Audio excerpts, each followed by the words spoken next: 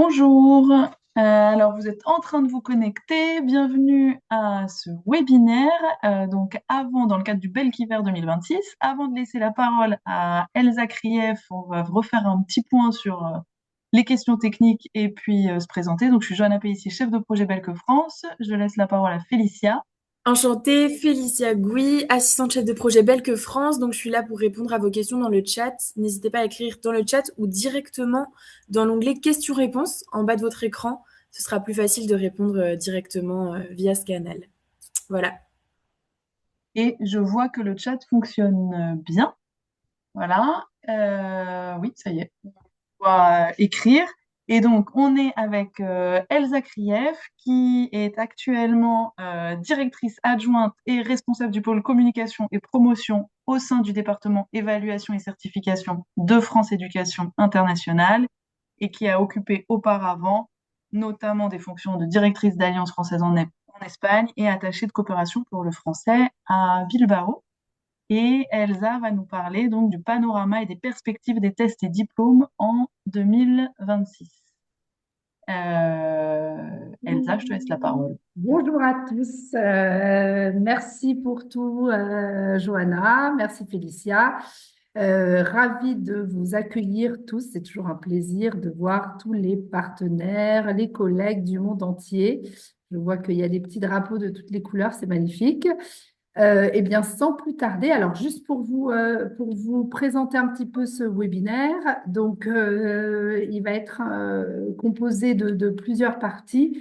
Tout d'abord, on va survoler un peu toutes les certifications pour bien comprendre quelle certification et pour quels besoins, hein, qui vous permettra peut-être de recommander les candidats qui peuvent être vos élèves ou dans vos structures.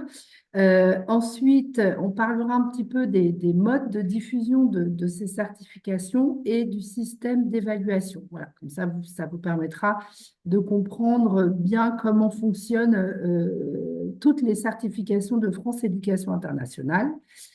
Ensuite, on rentrera un peu plus dans les détails avec les déclinaisons de ces certifications. Et je vous ferai un petit, je vous mettrai un petit peu en perspective toutes les certifications dans le monde pour que vous voyez un petit peu les tendances actuelles, les chiffres, un petit peu voilà, les classements des pays en fonction des Delta-Alpha et du TCF. Voilà. Et enfin, un petit focus rapide sur le dispositif examinateur correcteur. Voilà. Donc, sans plus tarder, c'est parti. Je commence la présentation. Voilà. On y va. Alors, pardon, je vois que... C'est bon, on voit bien ton partage d'écran. Ouais, par contre, les diapos ne passent pas.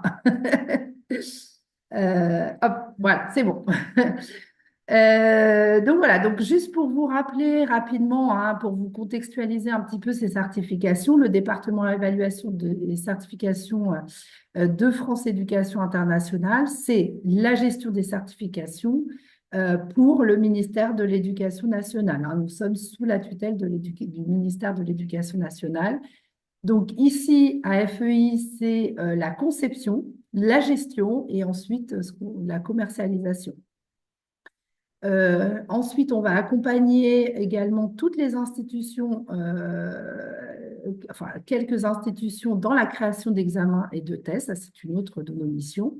Et ensuite, on a tout ce qu'on appelle le dispositif habilitation avec tout ce qui est stage, examinateur, correcteur, des colloques, des rencontres avec toutes les gestions centrales et la formation des correcteurs et des rédacteurs. Voilà. Au total, nous sommes donc plus de 70 personnes à travailler dans ce département. Et nous avons deux normes qualité très importantes pour nous. Donc, le label QMark, hein, de l'Association of Language Testers in Europe. Voilà, donc très prestigieuse pour toutes les langues en Europe, mais pas que, hein, ça va même au-delà de l'Europe.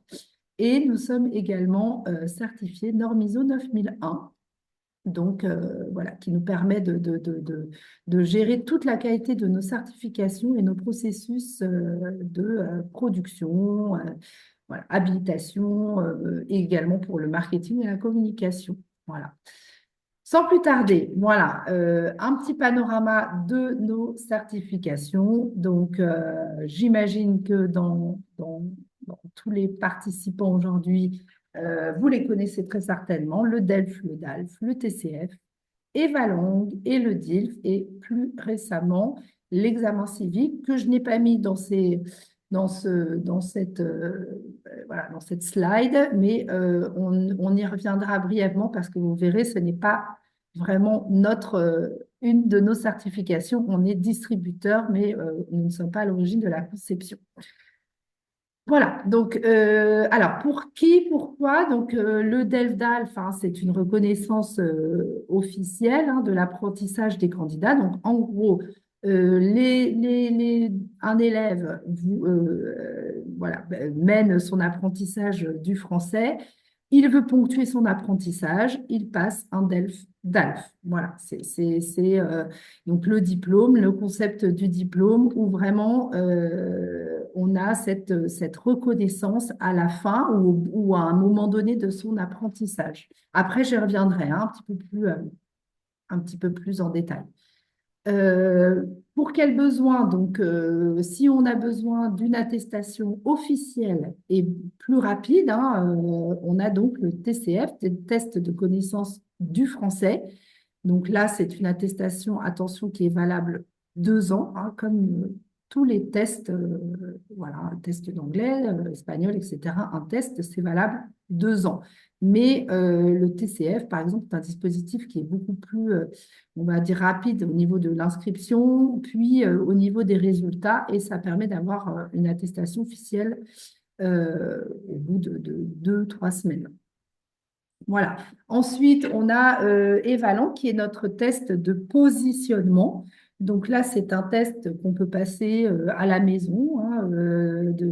Donc, c'est un test totalement en ligne, totalement dématérialisé et qui permet de se positionner. Mais attention, ce test n'est pas certifiant. Mais voilà, il est peu cher et c'est pareil, on en reparlera un petit peu plus en avant. Et si vous avez des questions, n'hésitez pas également.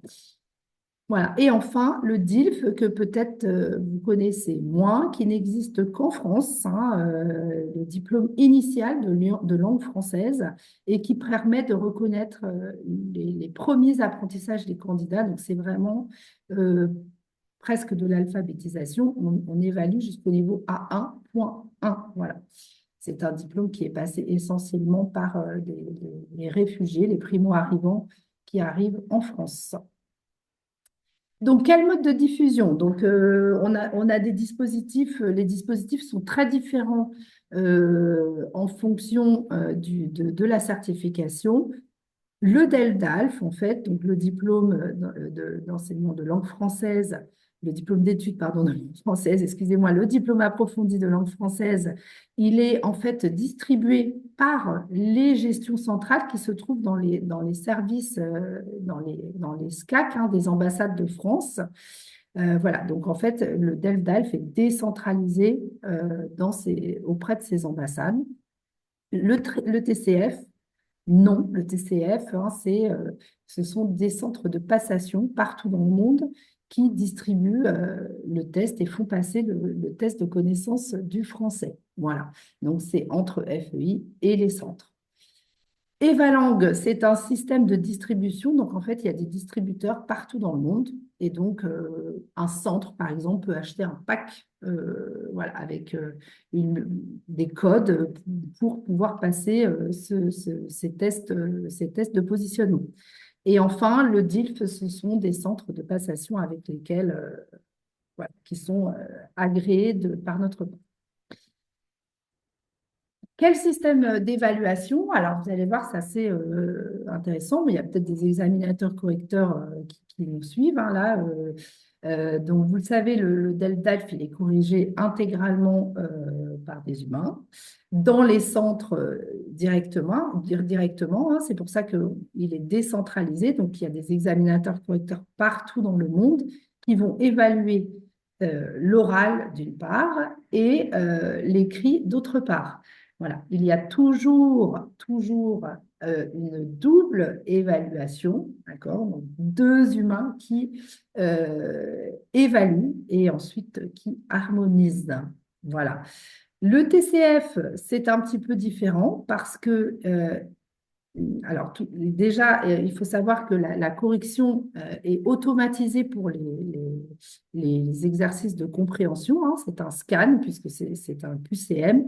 Et ensuite, la production écrite, elle va être corrigée en deux temps. Il y aura un examinateur, un correcteur, pardon, humain et un correcteur, donc, via intelligence artificielle, donc avec un outil qui a été conçu par France Éducation Internationale. Je vous passe les détails avec l'Université de Louvain et une start-up française. Voilà. Donc aujourd'hui, la production écrite est corrigée par un humain et par l'IA. Si vous avez des questions aussi à ce niveau-là, n'hésitez pas, je vous répondrai à la fin sur ce volet. Evalang, c'est automatique, hein, c'est un QCM, ce n'est pas certifiant de toute façon, donc c'est surtout utilisé hein, pour les centres de langue qui veulent positionner leurs élèves, et également pour les entreprises qui aimeraient connaître le niveau de leurs agents, voilà, ou de leurs employés. Et enfin, le DILF qui est corrigé, comme le DELDALF, par des humains dans les centres. Voilà. Alors, pour revenir un petit peu en détail sur le DELDALF, donc vous avez 6 niveaux, hein, enfin, oui, enfin, il y en a même 7 si on compte le A1.1, mais ça va être évalué uniquement pour le DELF prime. Donc, A1.1, A1, A2, B1, B2, C1 et C2. Et il concerne tous les publics, hein, y compris les enfants à partir de 8 ans. Et alors, attention aux âges, hein, il n'y a pas de vraie limitation, en tout cas, il n'y a pas d'interdiction, hein. On pose souvent ces questions. Si un enfant a 7 ans, est-ce qu'il peut passer le DELF prime? Oui, il peut. C'est pas vraiment conseillé parce que l'apprentissage de l'écrit est encore en cours, mais bon, il y a des enfants qui sont très doués et qui sont capables de passer le DELF prime à 1.1. Voilà. Donc, en tout cas, il concerne les élèves de primaire. Les adolescents aussi, donc un autre public, donc le DELF junior ou le DELF scolaire. Voilà, exactement pareil, hein, il n'y a pas de limite d'âge, c'est pas jusqu'à 18 ans, c'est jusqu'à ce que le candidat soit scolarisé, en fait, dans le secondaire. Voilà. Et donc, le DELF junior scolaire évalue jusqu'au niveau B2. Il n'évalue pas le niveau C1 et C2, puisque là, c'est un autre diplôme, le DALF. Voilà.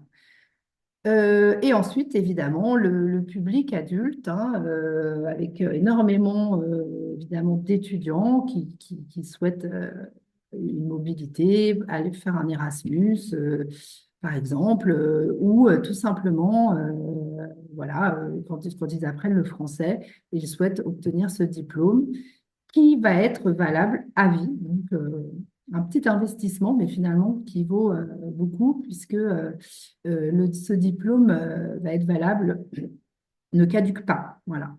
Vous le verrez après, je ne vous en parle pas plus maintenant, mais il y a quand même voilà, presque un demi-million de candidats par an qui passent ce diplôme dans le monde. Je continue. Le test de connaissance de français. Alors là, vous allez voir, on a des publics quand même un peu différents. Déjà parce que c'est un test qui est passé à partir de 16 ans, donc qui ne concerne pas vraiment les scolaires, hein, voilà. Et c'est surtout un outil qui va servir à la mobilité. Donc, qui va servir à la mobilité étudiante, mais aussi à la mobilité, à tout ce qui est immigration et mobilité vers le Canada et également vers la France. Donc là, c'est un outil qui va être complètement différent et qui va concerner des adultes donc, qui souhaitent accéder ou à la nationalité française, à la résidence en France, ou pour une immigration au Québec ou au Canada. il y a deux déclinaisons pour le Canada-Québec, hein. Il y a une déclinaison pour le Canada et une déclinaison pour le Québec. Pourquoi deux? Tout simplement parce qu'il y a une exigence. Toutes ces exigences, en fait, sont demandées par les autorités politiques des provinces, pays. Voilà. Donc, le Québec va demander un TCF Québec, le Canada va demander un TCF Canada. C'est aujourd'hui une grosse partie des enjeux des certifications, toute cette immigration vers le Canada et comme vous pouvez l'imaginer également pour la France. Voilà. Comme je vous l'ai dit, attention, ces tests sont valables 2 ans. Voilà, et alors on y vient, cet examen civique hein, qui existe depuis donc janvier 2026, en tout cas sous ce format-là, hein, parce que donc on vérifiait déjà hein, les connaissances, les principes des valeurs de la République, mais à l'oral avec un agent de la préfecture. Aujourd'hui, c'est un test standardisé qui s'appelle l'examen civique et qui en fait est euh, qui est conçu par le ministère de l'Intérieur, mais que nous distribuons, puisqu'il accompagne aujourd'hui le TCF IRN. Donc, une personne qui souhaite demander une carte de séjour pluriannuel, demander une carte de résident ou déposer une demande de naturalisation, par décret d'ailleurs, hein, c'est important, euh, devra passer le TCF IRN et justifier d'un niveau A2, B1 ou B2 selon la démarche. Et il faudra également passer cet examen civique et le réussir. Voilà.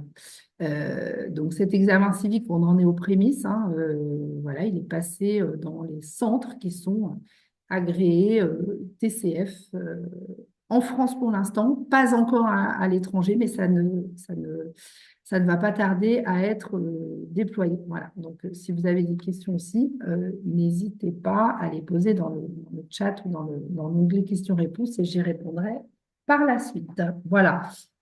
Pour finir, donc, ce diplôme, hein, qui est, comme vous voyez, ça concerne très peu de candidats. Mais c'est un diplôme auquel on tient beaucoup parce que c'est un diplôme qui évalue. Donc, ce premier, c'est vraiment une première intégration en France. Et donc, et souvent, ça concerne beaucoup les femmes, hein. C'est un diplôme qui est passé 75% par des femmes. Voilà, et c'est vraiment un, un- un apprentissage particulier en général dans des associations. Et donc, ce premier diplôme, quand même, symbolise beaucoup pour les personnes qui arrivent en France et qui travaillent ce niveau de survie. Voilà. Donc, il concerne peu de candidats, tout simplement parce qu'il n'est pas reconnu pour des démarches administratives, même si c'est un diplôme officiel, hein. Mais voilà, mais c'est un diplôme auquel on tient beaucoup. Voilà. Et puis, ce que je vous disais avant, donc le test de positionnement évaluant qui existe en français, en anglais et aussi en arabe. Voilà. Donc, le test de positionnement français, il évalue tous les niveaux et il y a à peu près, alors, c'est pas vraiment 40 000 candidats, hein, mais c'est 40 000, on va dire, codes qui sont vendus pour évaluer le niveau des candidats. Juste pour votre information, ce test est passé en anglais par tous les élèves de troisième en France. Donc, ça représente plus de 800 000 candidats par an. Et ça, c'est géré par France Éducation Internationale également. Voilà. Je ne sais pas s'il y a déjà peut-être une petite des questions, Alors, j'en ai trois pour toi, Oui, Elsa. La première, c'était ce que tu disais par rapport tu sais, à l'âge, aux certifications, oui, enfin, au DELF et DALF. Par exemple, un candidat, tu as parlé là de junior, mais par oui, exemple, un candidat qui aurait 16 ans, il est scolarisé, mais son établissement ne propose pas le DELF scolaire junior, et l'Alliance ou l'Institut à côté n'a pas de session, enfin, une session tout public. Elle oui. peut décider de l'inscrire en DALF tout public. Oui, tout à fait. Alors, ce qui n'est pas possible, c'est l'inverse. Mais dans ce sens-là, ça marche. Donc, Ok. s'il a 16 ans, même 15 ans. Bon, après, c'est pas Oui, même 15 ans conseillé après, comme c'est ça. sur les sujets, Voilà. c'est ça. Ouais. Exactement. C'est-à-dire que ce qu'il faut bien comprendre, c'est que les versions, hein, donc scolaire, junior, tout public et prime, c'est en fait le contenu est adapté, hein, voilà. Donc les situations vont correspondre à des situations plus familières pour le candidat. Mais après, voilà, il y a d'ailleurs, il y a des élèves dans certaines écoles dans le monde où le niveau est excellent, hein, tout simplement parce qu'ils ont fait leur scolarité en français.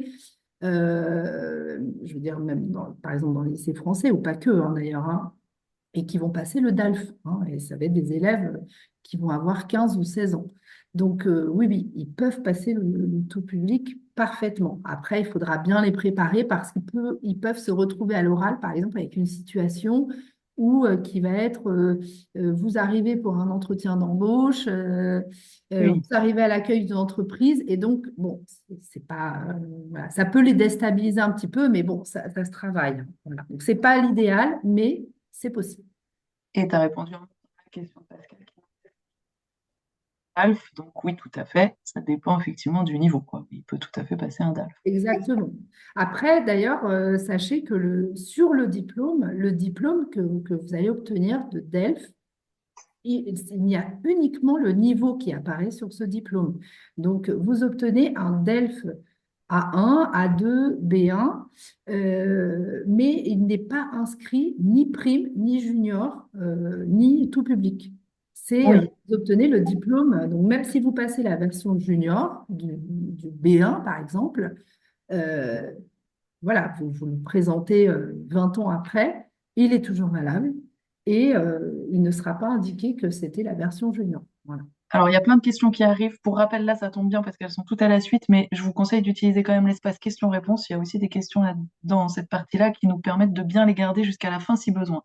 Mais là, je continue sur l'âge. Il y Oui. avait, est-ce que, inversement, y a-t-il un âge maximum pour le DELF prime? Alors, il n'y a pas d'âge maximum, mais il faut que l'élève soit en primaire. Ça, oui. Donc Ouais, après, c'est vrai que là, ça va varier parce il y a des systèmes primaires dans certains pays qui vont jusqu'en sixième inclus. Mais bon, c'est voilà, c'est accepté. C'est accepté jusqu'à ce que l'élève soit en primaire. S'il a redoublé ben voilà, 2 fois et qu'il a 13 ans, mais qu'il est encore en CM2, il peut passer le DELF prime. merci. Je passe sur la suite des examens. Après, je reviens sur le centre. Sur l'examen civique, deux questions. Léa qui demande c'est un examen en ligne ou sur papier et est-ce un examen type QCM? Oui, alors c'est complètement QCM. C'est complètement en ligne. Par contre, il faut le passer dans un centre hein, parce que c'est un examen officiel qui est demandé par le ministère de l'Intérieur. Donc, il faut même prendre une photo pour attester. Enfin, il faut évidemment donner présenter ses papiers d'identité. Mais il faut vraiment que ce soit passé dans un centre. C'est pour des démarches d'immigration. Donc, voilà. Mais après, c'est en ligne. C'est donc voilà, un test QCM avec 40 questions au total. Et il faut avoir 32 bonnes réponses pour réussir. Donc 80% en fait, ça correspond à 80%. Voilà. Donc Et là, après, à la fin, je pourrais vous mettre le lien. Il y a un site du ministère de l'Intérieur qui a été créé par le ministère de l'Intérieur où il y a toutes les questions. Léa qui pointe effectivement, qu'en est-il des personnes en fracture numérique? Oui, alors, oui, c'est une bonne question. Donc ça, c'est au centre, aux associations, voilà, de les accompagner. Bon, après, il y a aussi des... Alors là, je suis désolée parce que c'est pas du tout mon domaine, mais je sais qu'il y a des, il me semble qu'il y a un organisme public qui accompagne les personnes justement en fracture numérique, hein. Donc voilà, mais ça, je ne rentrerai pas non plus dans les détails, mais l'État français aujourd'hui souhaite avoir des personnes qui ne soient pas justement, voilà, ça c'est Il y a effectivement plusieurs associations qui accompagnent, mais c'est sûr que ça, ça mais augmente, on va dire, le besoin de préparation pour les exactement. personnes qui vont Voilà, devoir passer l'examen civique. tout à fait, Euh, c'est sûr. Il y a Félicia qui vient d'ailleurs de vous envoyer le lien dans le chat sur les questions justement par rapport à l'examen civique. Et il y a une question d'Alice aussi là-dessus sur existe-t-il des annales ou des exemples? Euh, Euh, mais oui.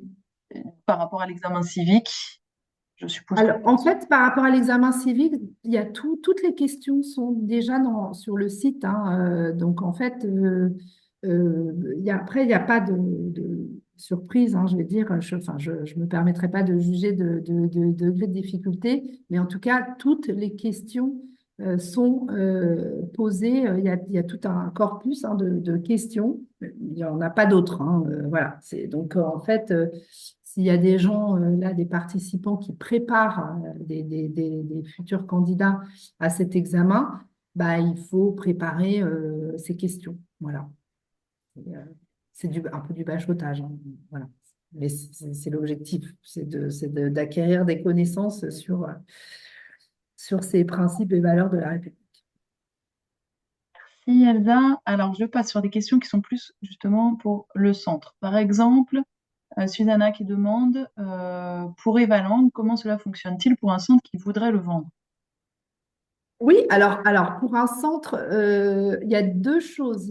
Un centre peut être distributeur et il peut aussi vendre un test de positionnement, hein, parfaitement. Donc, distributeur, ça veut dire que, en gros, un autre centre peut vous acheter un pack, voilà, un pack de codes pour passer le test. Et ensuite, oui, oui, il peut être vendu. Après, attention, juste bien être conscient que ce test n'est pas certifiant, hein. Il y a une attestation, évidemment, qui vous donne le niveau, mais il n'a aucune valeur administrative. Voilà. Oui, il y a d'ailleurs des centres aussi, enfin moi par expérience en alliance, qui le proposent et qui le vendent au moment du test de niveau d'entrée. Il y en a parfois qui font ça aussi, qui le C'est ça, vendent avant l'offre de cours, l'inscription, exactement, exactement. pour Ça lui permet de positionner les élèves dans les cours et effectivement, il peut être vendu à ce moment-là. Il peut être offert aussi on va dire, comme un produit d'appel, en fait, pour venir faire le test. Bon, après, ça, c'est au choix c'est une stratégie, hein, voilà. Et il y a aussi comment est-ce qu'on peut devenir centre agréé, ça on va peut-être vous mettre les coordonnées aussi à la fin de la passation des examens de certification. C'est Alors, il y a différents process. deux, ouais, il y a deux, il y a deux dispositifs, hein, comme je l'ai dit un petit peu avant. Le DELF-DALF, oui, parce que alors c'est vrai que je vous ai parlé, excusez-moi, parce que je vous ai parlé des services de l'ambassade, mais je ne vous ai pas parlé de la France. Le DELF-DALF, si on veut être centre agréé DELF-DALF, ça passe par le service, donc les gestions centrales, hein, le service culturel de l'ambassade de France. C'est lui qui s'occupe des agréments des centres dans chaque pays. Donc, dans chaque pays, il y a une personne de référence qui s'occupe des agréments. Ensuite, donc nous, on n'intervient pas. On peut intervenir s'il y a des problèmes, etc., mais normalement, on n'intervient pas. Ensuite, en France, ce sont les rectorats. Donc, enfin en France, voilà, dans les académies, de la même manière, il y a un référent ou deux qui s'occupent des agréments des centres d'ELDALF. Ensuite, TCF, par contre, là, les centres peuvent faire une demande d'agrément directement à France Éducation Internationale. Donc après, il faut bien regarder le site parce qu'il y a quand même des critères assez exigeants, hein, notamment dans les locaux, mais aussi de l'activité. On a quand même pour principe de favoriser un peu les centres qui sont déjà label France Éducation, pardon, label France Éducation, excusez-moi, qui ont le label qualité FLE en France, en tout cas. Voilà. Mais bon, on a besoin de couvrir. Aujourd'hui, le TCF est aussi un outil, hein, qui permet justement, comme vous l'avez compris, hein, les démarches administratives des citoyens. Donc, on se doit de couvrir une grande zone géographique. Donc voilà, vous pouvez toujours demander parce que ça peut aussi couvrir une zone qui n'est pas, qui est un peu déserte. Voilà. Merci. Et donc, juste pour être sûr, pour répondre à la question, parce que il y avait aussi un complément sur l'université peut-elle devenir centre de passation. Donc là, c'est évidemment, pour compléter ce que tu dis, c'est oui, ça dépend effectivement des autorisations données par les rectorats en France ou par les gestions centrales, les ambassades dans chaque pays. Et qu'en fait, Voilà. par exemple, au niveau des rectorats, et c'est pareil dans les ambassades, ça dépend aussi effectivement. Les rectorats, je sais que nous, on avait eu ce problème dans une autre expérience professionnelle. Enfin, problème, non, on était centre d'examen, mais c'était limité quand ils considéraient que la zone était suffisamment couverte, qu'il y avait Oui. suffisamment de centres d'examen dans la région Ok. ou dans le rectorat concerné, et ben, il n'y avait pas d'ouverture nouvelle autorisée de centre d'examen. C'est ça. Donc, C'est ça. et Narda qui demande, je voudrais savoir s'il existe un lieu ou un dispositif de la part de l'État ou d'une institution officielle pour passer gratuitement l'examen DELF Prime. Est-il possible que des élèves qui ne vivent pas en France, par exemple, s'inscrivent à cet examen? Les étudiants du Salvador. Alors, ça va dépendre du pays. C'est le Euh, Salvador. Salvador. Bah, Salvador, à mon avis, c'est l'Alliance française. Donc, c'est auprès d'eux que vous pouvez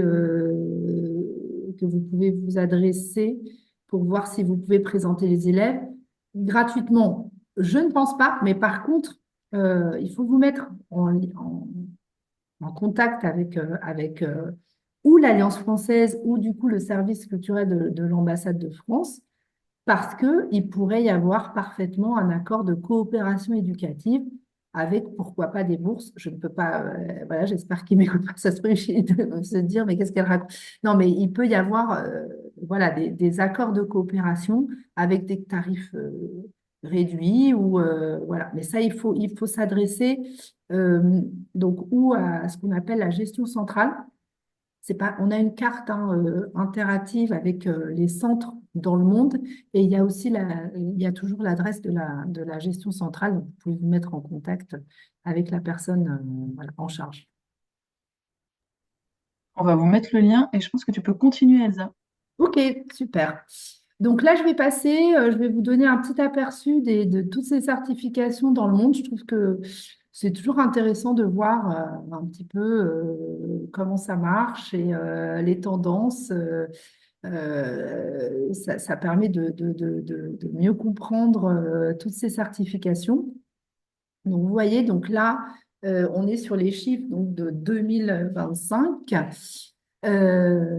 et avec une très belle augmentation de toutes ces certifications en 2025 par rapport à 2024. Voilà, on atteint pour le DELDALF pratiquement les chiffres de 2019, hein, avant Covid. Et pour le TCF, par contre, avec une augmentation, voilà, et cette année, avec un record historique atteint euh, pour cette certification. Voilà. Donc là, vous voyez, bon, je vais y revenir en fait hein, après, je vais vous expliquer un petit peu tous ces chiffres. Juste, voilà, je vais commencer par le DELDALF. Donc, vous voyez, pour que vous ayez un peu un aperçu de ce qui se passe dans le monde, 513 435 inscrits en 2025, 1096 centres présents, voilà, près de 18 000 sessions et donc 43 000 examinateurs correcteurs qui sont habilités avec, voilà, et qui sont actifs, pas forcément, mais en tout cas avec une habilitation valide. Voilà. Et donc, ce que je vous disais avant, hein, les déclinaisons, donc le prime, le junior, le scolaire et le tout public. Donc, vous voyez, si on conjugue, là, si on additionne, pardon, les candidats prime, junior et scolaire, c'est quand même la plus grosse partie des candidats sont donc des jeunes, hein, voilà, qui sont en fait souvent scolarisés et qui passent le DELF dans le cadre de leur cursus. Voilà. Et le DELF tout public, quand même, qui représente presque 200 000 candidats, c'est loin d'être négligeable. Pour les gens qui ne sauraient pas, le DELF junior et le DELF scolaire, c'est la même chose, c'est les mêmes épreuves, Mais ce n'est pas le même contexte, puisque le DELF scolaire, en fait, est la déclinaison qui fonctionne dans le cadre d'une convention qui va être signée par les autorités éducatives locales, hein, par le ministère de l'Éducation dans les pays, et par FEI et évidemment l'ambassade de France. Voilà. Donc, c'est en général, quand il y a une convention qui est signée, eh bien, le DELF est assez élevé et assez fort vous allez le voir là, dans certains pays. Voilà, donc là, c'est la même chose. Donc, donc c'est un peu petit, hein, je suis désolée, mais on a de plus en plus de pays hein, qui inscrivent plus de 5000 candidats par an. Mais vous le voyez, hein, donc la France est largement en tête. La France a, sachez-le, un dispositif d'ELF scolaire assez important. DELF scolaire, c'est-à-dire que ce sont tous les primo-arrivants qui passent dans ces classes qu'on appelle les UPE2A, pardon, et qui ont la possibilité de se présenter au DELF scolaire. Hein. Ça représente un premier diplôme avant d'être intégré dans les classes voilà, classiques dans les établissements scolaires. Donc, voilà. Puis après, il y a tous les centres qui reçoivent aussi des étrangers. Évidemment aussi, toutes les personnes qui sont dans ce cas de demande de naturalisation, etc. Voilà. Et vous le voyez également, les pays d'Europe, de l'Union européenne en tête, Allemagne, Italie, Espagne. Et comme je vous l'ai dit avant, parce qu'ils ont aussi un dispositif d'ELF scolaire assez important. Voilà. Le Canada a beaucoup augmenté aussi ses effectifs parce que justement le DELF scolaire en Ontario a pris de plus en plus d'importance et aujourd'hui donc c'est un pays qui présente de plus en plus de candidats. Voilà. Donc ceci, pareil, hein, si vous avez des questions, n'hésitez pas, si vous avez des commentaires, des surprises par rapport à certains pays, n'hésitez pas à les commenter.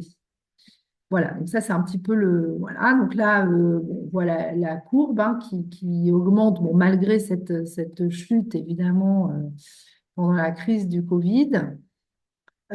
Et vous voyez aussi hein, quand même cette augmentation voilà, des déclinaisons justement des jeunes. Hein. Aujourd'hui, on a ce DELF scolaire, d'ailleurs justement ces conventions qui sont signées de plus en plus dans de plus en plus de pays, parce qu'on a parlé de l'Union européenne, mais on a par exemple un pays comme la Malaisie qui a signé une convention de DELF scolaire il y a quelques années, et donc qui aujourd'hui explose un peu les scores grâce à cette convention. Il y a des élèves, ils étudient le français et ils passent le DELF à la fin de l'année. Voilà. Bon, là, vous voyez, c'est la même chose en graphique. Et puis là, vous voyez un peu les tendances dans le monde. Hein.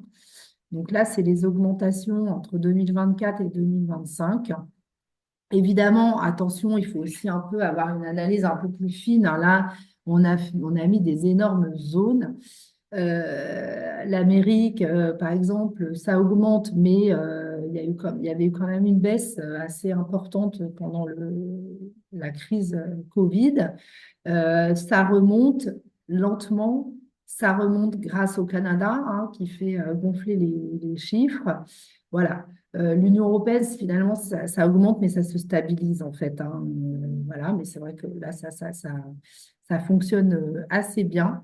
L'Asie, comme je vous disais, il y a des pays qui adhèrent au DELF scolaire et donc qui sont en augmentation. La Malaisie, le Vietnam qui n'a pas de convention DELF scolaire, mais qui inscrit de plus en plus de candidats.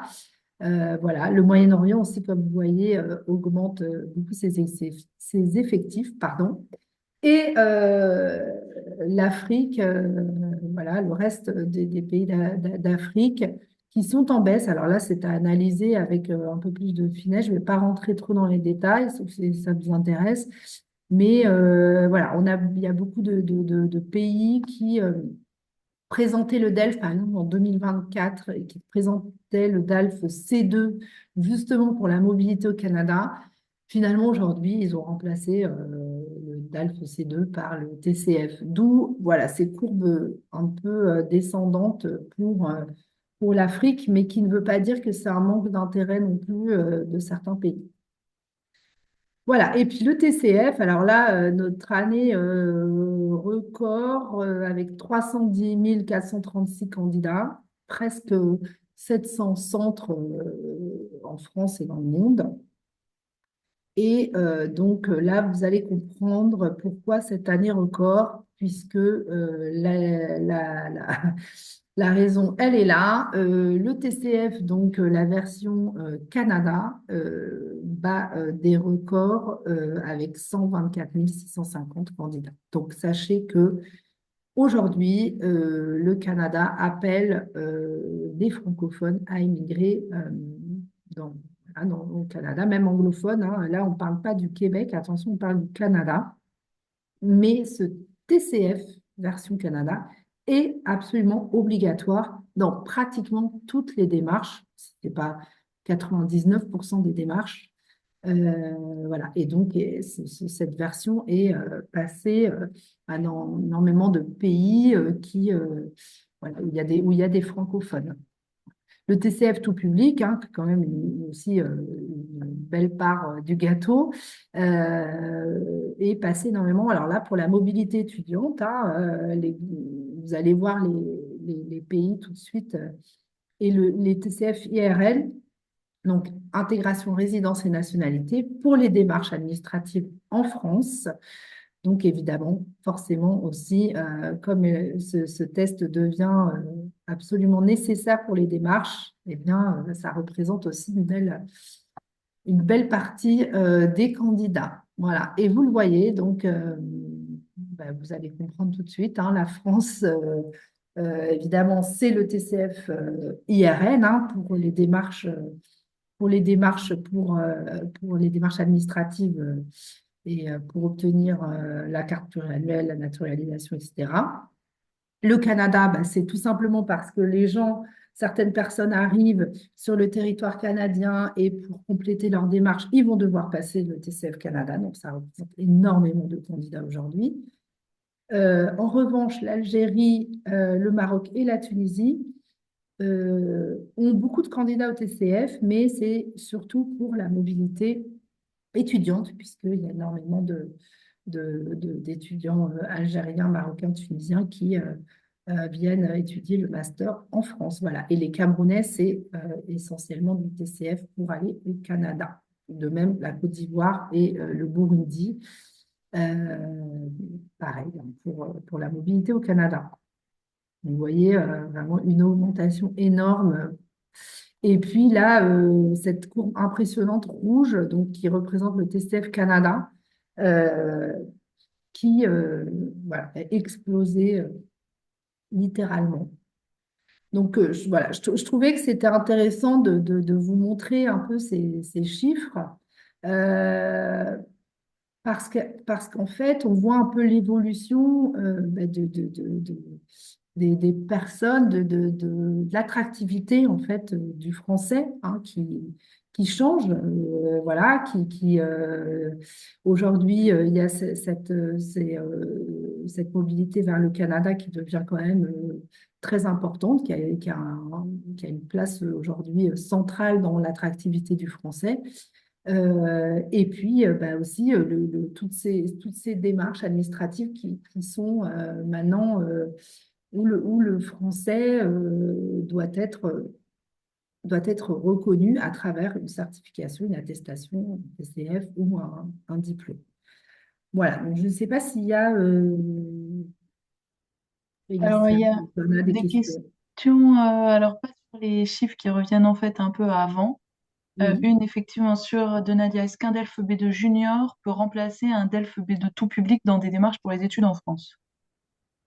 Oui, oui, tout à fait. En Oui, fait, le en DELF fait, B2, ouais, ouais, parce que la mention ne sera pas indiquée junior oui, ou c'est ce que tu public, disais. hein. Voilà. Donc, en fait, d'ailleurs, c'est l'intérêt. C'est pour ça qu'aujourd'hui, il y a énormément de jeunes dans les écoles, hein, et c'est évidemment porté par tous les enseignants c'est vraiment un gros avantage d'étudier à l'école le français et de passer son DELF directement parce qu'après, vous l'avez à vie, c'est fait, vous êtes en plein dans un cursus scolaire, donc à même de pouvoir passer un examen et ensuite vous pouvez le présenter sans avoir cette mention junior qui pourrait effectivement, ne devrait pas d'ailleurs, mais bon, qui pourrait, je ne sais pas, mettre en doute, alors que c'est pas du tout une question de facilité, c'est juste une question de situation. Et une autre question, effectivement, et je pense, alors Olga, vous me direz si je la transforme, parce que je pense que j'avais la même. Quand tu as parlé de l'examen civique, tu as dit qu'il fallait l'examen civique, l'examen civique devait accompagner le TCF-IN Oui, pour les trois cas qui étaient la carte de séjour pluriannuelle, la naturalisation et la carte de résident. ouais, la carte de résident. Oui, Et de fait, est-ce que ça pourrait être le DELF B2 plus l'examen civique? oui. Oui, c'est pas forcément le TCF IRN. Non, non, c'est pas forcément TCF IRN. Après, alors, Faut faire attention avec ça, ouais, comme faut on faire dit. attention parce que bon, les agents des préfectures sont de plus en plus évidemment sensibilisés. Mais par exemple, le diplôme, il va être quand même plus long à obtenir, hein. Quand une personne est dans ses démarches, se présenter à un DELF, c'est pas le même dispositif. Le DELF, c'est un diplôme national qui est encadré par un décret, c'est un petit peu plus lourd. Donc forcément, pour les centres, c'est plus lourd aussi d'inscrire, de valider les sessions, etc. Et ce qui fait que le processus va être quand même assez long. Et comme le diplôme est un diplôme national imprimé sur un papier spécial à l'imprimerie nationale, etc., le diplôme, il va mettre quand même 3 mois à arriver une fois que les résultats vont être donnés. Et l'attestation de réussite du DELF, elle est refusée dans la majorité des préfectures. Ce qui est, je pense que c'est parce que il y a aussi, il faut comprendre qu'il y a aussi beaucoup de fraude et de fausses attestations. Donc aujourd'hui, les préfectures sont strictes et demandent ou un diplôme, donc voilà, et ou l'attestation du TCF. Donc c'est vrai que souvent, mais bon, si par exemple un élève qui était justement qui a pu bénéficier de ce DELF scolaire en France, qui a pu passer son B1 ou B2 par la suite, il pourra le présenter pour la naturalisation notamment. Et il y a Léa qui, alors je suis pas sûre, mais qui dit il faut l'avoir passé dans les 2 dernières années pour qu'il soit accepté par la préfecture, il me semble. Et est-ce que c'est pas justement là ce que tu disais, c'est à ce moment-là les personnes de la préfecture, parce que je pense qu'on a vu le cas nous dans le précédent emploi, Oui, les personnes de la préfecture qui connaissent mal, qui oui, appliquent la règle du TCF IRN c'est ça. sur le DELF, qui a un Ouais. diplôme valable à vie. Donc en fait, normalement, ça ne doit pas. Normalement, ça ne devrait pas. Mais Voilà. c'est vrai que c'est pour ça que quand même, on conseille largement qu'ils passent le TCM. Enfin bon, j'ai eu un cas l'autre jour d'une personne qui était en contact avec moi, libanaise, qui avait son DELF B2, avait passé son DELF B2 à Beyrouth en 2016 et elle a pu faire ses papiers pour la naturalisation, hein. Voilà. Oui, Mais je pense qu'il faut contester s'il y a une remise en cause du DELF, c'est à ouais, contester parce que, mais c'est sûr que ça fait des démarches en plus et qu'il faut toujours que les personnes soient exactement. accompagnées parce que c'est compliqué. Ouais, mais je pense que s'il y a une personne qui est dans le cadre de ces démarches, qui est en train de démarrer ces démarches, Ouais, orientez-la un peu vers le TCF. CCFIRN parce qu'au moins vous êtes sûr voilà, de, de pas vous, de pas vous tromper par rapport aux agents de la préfecture. Merci. Et peut-être une dernière question de Pascal avant de passer aux habilitations, parce que si des questions aussi là-dessus. Est-ce que les examens DELF-DALF se passent partout dans le monde à la même date et est-ce qu'il y a des sessions différentes selon le pays? Oui, alors non, oui, donc les sessions d'Elfe-d'Alf sont programmées par pays. Donc, par contre, dans un pays, ce sera les mêmes dates pour tout le monde. Donc, ça, c'est la gestion centrale qui va décider du calendrier avec une collaboration en général avec les centres.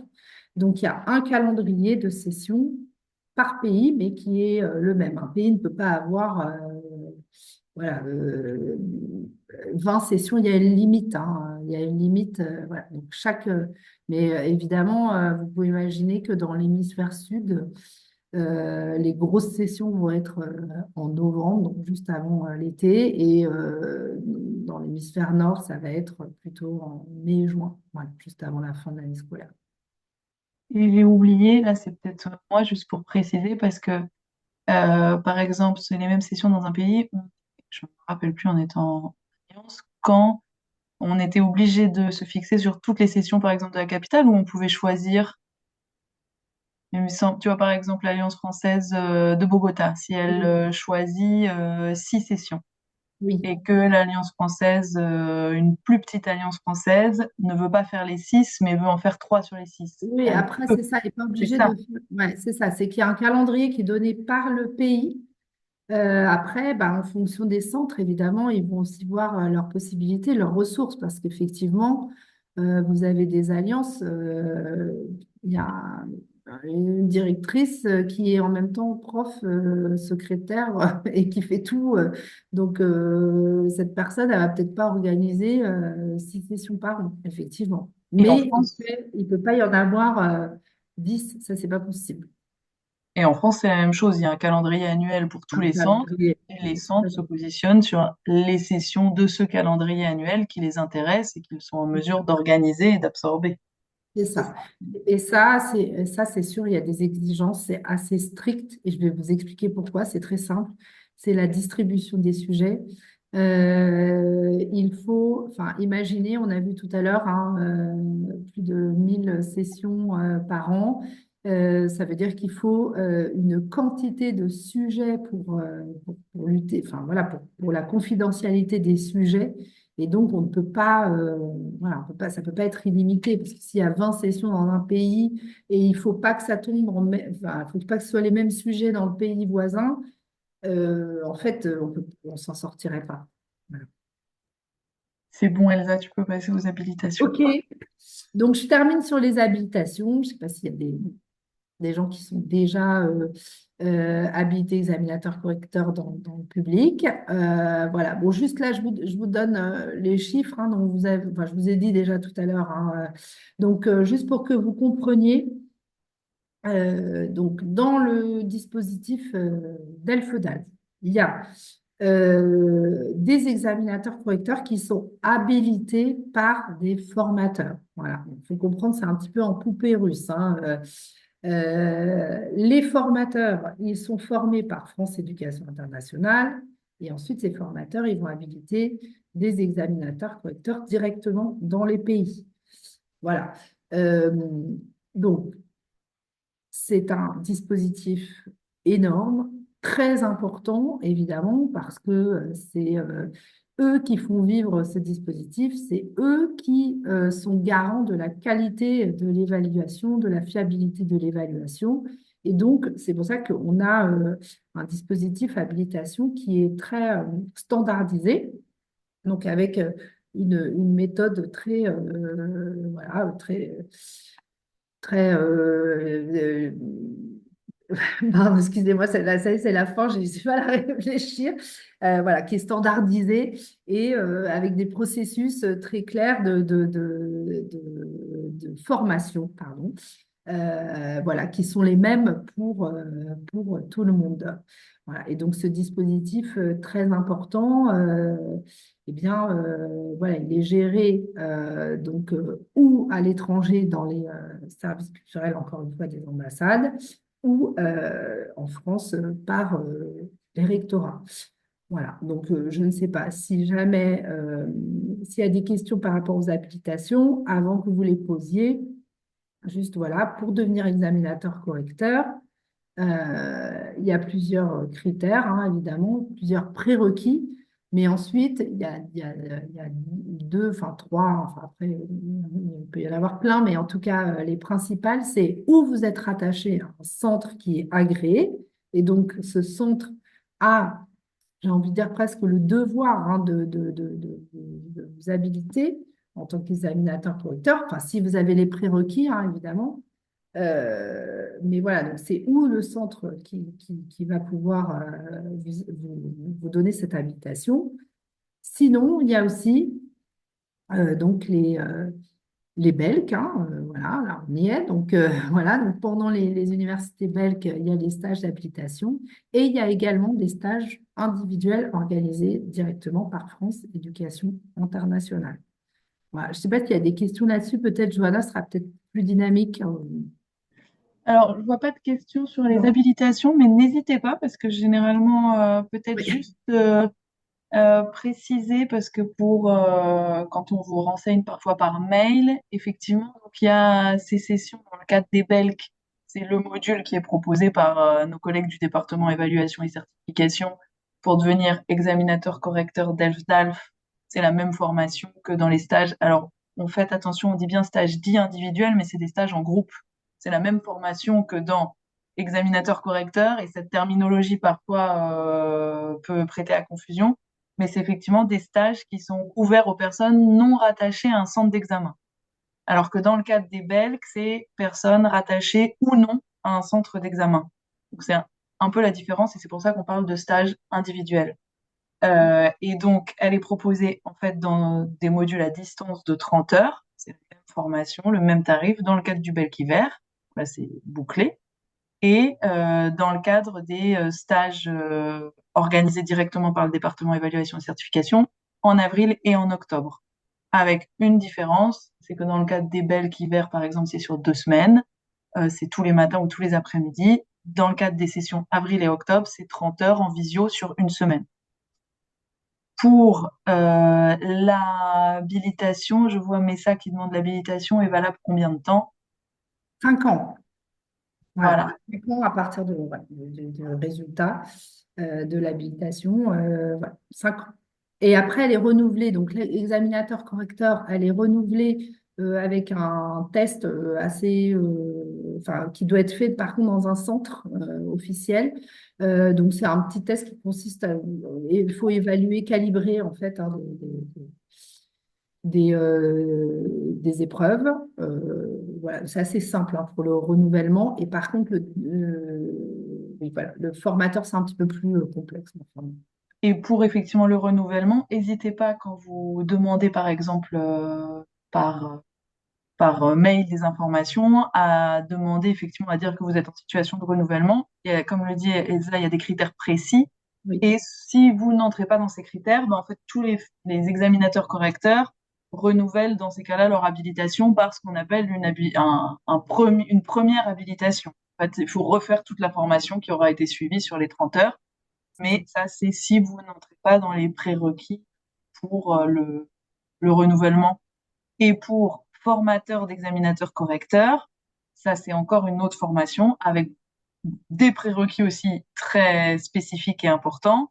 Et cette formation, elle n'est dispensée qu'en présence sur 30 heures dans le cadre du BELC-été. Donc, dans le cadre du BELC-été, c'est un forfait formation en juillet.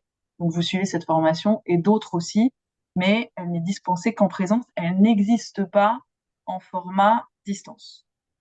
ouais. Et je précise aussi, parce que c'est une question aussi qu'on a souvent sur le format distance, que ce soit BELC ou stage du département évaluation et certification, on est bien sur des classes virtuelles synchrones.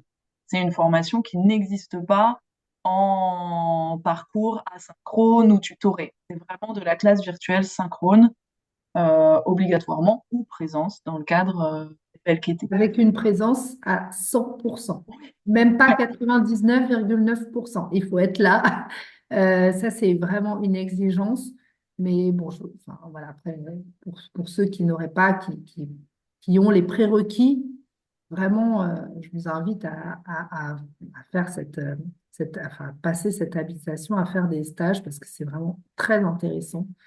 Et je pense que pour tous les profs qui ont vécu ces stages, je pense qu'il y a un avant et un après. Voilà. Ouais, et il y a des questions, et c'est vrai, et c'est très intense en termes de formation, et c'est très stimulant. Mm.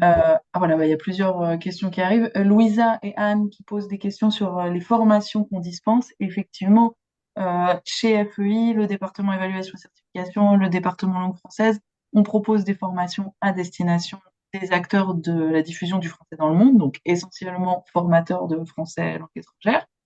mais pas que, aussi pour des cadres éducatifs, voilà, ou enseignants de DNL. Et il y a des catalogues de formation variés et complets, Ouais, dont, j'ai vu, excuse-moi, Johanna, j'ai vu qu'il y avait des échanges là dans le chat. Effectivement, on a également une plateforme de formation en ligne qui dispense, alors attention, hein, c'est oui, pas, voilà. Mais vous pouvez déjà vous former sur le cadre commun de référence pour les langues, pour le DELFRIM, parce que c'est accessible, hein, même si c'est gratuit. Voilà, bah, ça ne vous donne pas, attention, hein, ça ne vous donne pas l'habilitation, hein. Pour l'habilitation, le seul moyen, c'est le stage. Mais c'est vrai que cette plateforme FEI+, vous avez énormément de formations. et on vous mettra les liens quand on vous envoie le mail. Il y a aussi, On t'entend plus, Johanna, faut que tu te ah, rapproches. Ouais, ouais, ouais. micro qui bug. Ça coupe un peu. Un autre point intéressant dans les auto-formations aussi, c'est effectivement très Non, on t'entend plus. Je crois que j'ai un problème avec ton micro. là, ça marche? Oui, là, Ça voilà. fort. Oui, Ok. oui. Vous avez aussi dans les modules, par exemple, intéressant pour surveillants. Dans les modules gratuits, il y a par exemple surveiller les épreuves du DELF-DALF qui sont parfois très intéressants parce que quand on est centre d'examen, bah, c'est pas forcément des personnes habilitées qui surveillent les épreuves écrites, par exemple. Et donc, vous avez ce petit module qui est aussi en auto-formation très intéressant et d'autres modules sur se former une nouvelle grille, découvrir le... Ah. Euh, vous avez, je vois, Léa qui demande pour l'habilitation pour être formatrice de formateur, c'est également une Ouais, c'est validité de également 5 ça. ans. Ouais. Renouveler avec un test en ligne. Et le deuxième, voilà. Et puis au bout de 10 ans, il faut refaire le stage. Mais moi, j'ai vécu personnellement et c'est génial de refaire un stage. Voilà. Et je vais repartir sur une question, je vais prendre la question de Nancy, que je salue au passage, parce que c'est vrai que ça fait longtemps qu'on s'est connus, il y a très longtemps. Quand donc effectivement l'habilitation a expiré, est-ce qu'il est possible de la renouveler à distance? Et donc, en fait, effectivement, si vous n'êtes pas, si on vous enverra les critères de renouvellement, peut-être dans le mail avec le replay directement. En fait, si vous n'êtes pas rattaché à un centre d'examen, enfin, pour avoir le renouvellement en ligne, plutôt, je vais partir dans le sens, il faut être rattaché à un centre d'examen, que votre habilitation n'est pas expirée de plus d'un an, Oui, je crois que c'est c'est ça. ça, et que vous ayez participé régulièrement à des Oui, c'est ça. sessions d'examination correction. Ouais. Voilà. Euh, Vincent C'est un qui... projet un peu à long terme, mais c'est quelque chose qu'on prévoit de créer un test en ligne pour les personnes non rattachées. Voilà. Mais c'est Ok, pas, ouais, mais c'est un peu, ouais, vous êtes les premiers à le savoir. ça, ce serait bien. Ouais. Ça va pas être fait, je pense que ce sera pas fait l'année prochaine, mais en tout cas, c'est en cours. C'est en cours. Ok. Et Vincent qui dit, je suis formateur d'examinateur, j'aimerais participer au BELC ou à des formations d'examinateur correcteur avec lui. Est-ce que je dois être obligatoirement rattaché comme expert associé? Oui. Et via... Vincent, voilà, Vincent. Vincent, Je sais que le on est dossier bien. est en cours d'étude exactement. Il faut, pour être expert associé, soit vous êtes, on va vous envoyer aussi le lien. Il y a une page de recrutement pour les experts associés chez France Éducation Internationale. Et il y a deux types de statuts administratifs. Soit vous pouvez être en contrat de vacation, soit vous êtes en auto-entrepreneur. Et de fait, c'est un recrutement via un marché public. Donc, on pourra vous envoyer les liens aussi pour ceux que ça intéresse. Ouais. Euh, pour voilà, je crois. Ah, Il y a Evaristo, oui, là, on peut lui Evaristo. répondre. À quelle fréquence il est possible d'organiser des sessions de stage d'habilitation formateur à l'étranger? Alors, je pense que ce que vous peut-être vous demandez, c'est oui, alors attention, pour organiser des sessions pour habiliter des formateurs, C'est uniquement FEI qui peut. Donc là, il faut, en fait, faut vous mettre en contact avec On le, pourra. Ouais. ouais, les personnes qui sont en charge des habilitations. Et donc, voilà, on envoie un formateur pour former les formateurs. Et c'est évidemment, comme vous pouvez imaginer, FEI ne peut pas envoyer voilà, un formateur 3 fois par an dans le même pays. Voilà, donc on essaye de doser. Et puis, je pense, tu me dis, Elsa, si je me trompe, il y a aussi des pays qui, effectivement, dans leur développement, font attention à avoir toujours un formateur d'examinateur correcteur. Oui, c'est ça. Et de fait, dans ces cas-là, c'est aussi voir avec la gestion centrale si ils ont prévu d'organiser des C'est ça. stages d'habilitation prochainement. Et effectivement, il arrive que dans des pays, il n'y ait plus de formateurs, d'examinateurs correcteurs ou que des sessions ne soient pas prévues. Et Voilà, donc, dans ces cas-là, FEI se déplace sur des exactement. disponibilités.